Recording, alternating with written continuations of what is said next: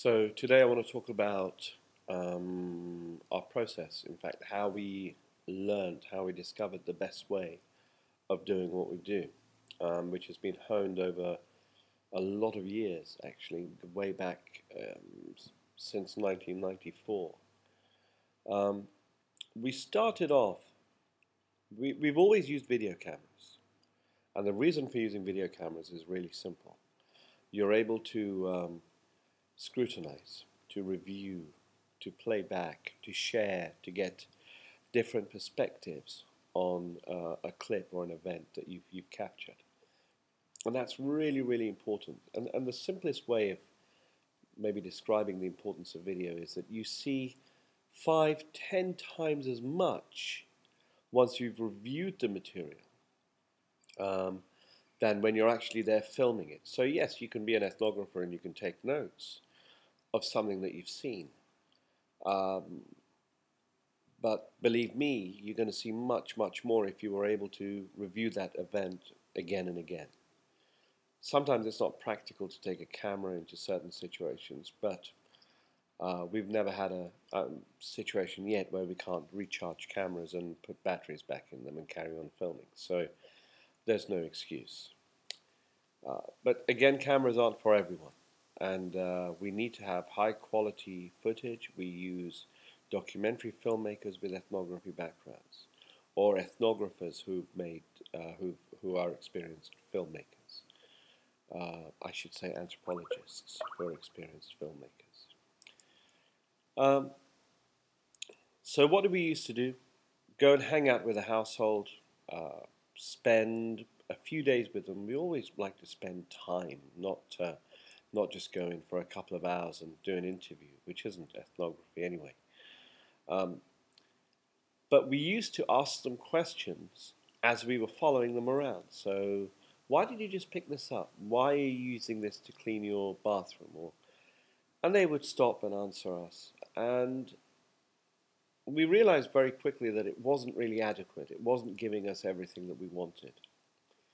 So we decided to just let people film, let people do whatever they were doing, and we would just film, we would just video it without interruption.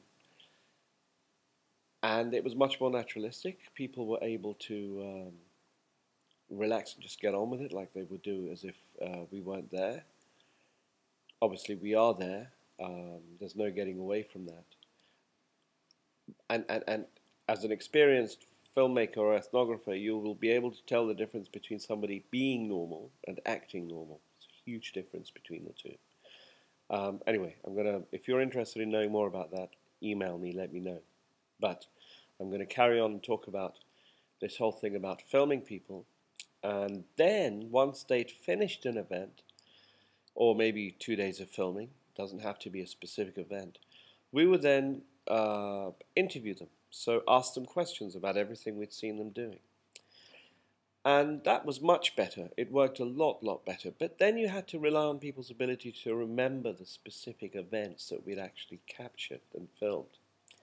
So the next step on for us was to show them the film of themselves. Here's what you're doing. Now can you explain what was going on? And then we would record them talking over the film, and we would then dub what they'd said on top of the original footage, cut it down, edit it, theme it, and we would end up with some really fantastic self-narrated films which worked really, really well. Again, if you're interested, email me, I'll send you examples. I'm not going to put them onto to YouTube, but I will be happy to FTP examples to you for download. The next step for us was clients turning around and saying, well, we wish you'd asked them this. Or when they said this, why didn't you follow it through? Or you didn't explore this issue enough. So we thought, all right, if that's how it's going to be, then let's get you to come up with the questions, i.e. you, the client. So we would do the filming. We would go away. We would do the filming with a number of households. We would go away, edit the stuff up to the kind of key events that we wanted to explore with the client. And then we would go to the client and have what we call a question generation workshop, where we view the footage and come up with questions. What do we want to learn about these events? What do we want to know? What do we want to understand? What was she doing there? Why did he do this? And we will then capture all of these questions, and we use a number of households. We watch a number of households in a typical question generation workshop. And then we come up with a discussion guide, and then we go back in home and use the discussion guide, show the household the film. But there's another step on top of this, which we include, which is that we include the client in this process. In other words, they come in home with us, and they help us out with the question generation workshop. They participate in it, and they get so much more out of it. And I could talk for ages about the importance of involving clients, and most importantly, allowing them to take ownership of some of the thinking, some of the insights that comes out of those co-discoveries. Co-discovery being when we sit down with the respondent, show them the film and ask them the questions. So that's our process. That's how it works. And once we've got everything together, then we edit it up and we theme it, and we have insight workshops and then action workshops. I can talk about those till the cows come home, but I was really trying to focus in this particular film that I'm putting onto YouTube.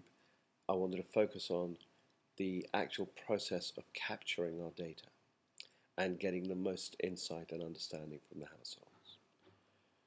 Let me know if you've got any more questions, and see you next time.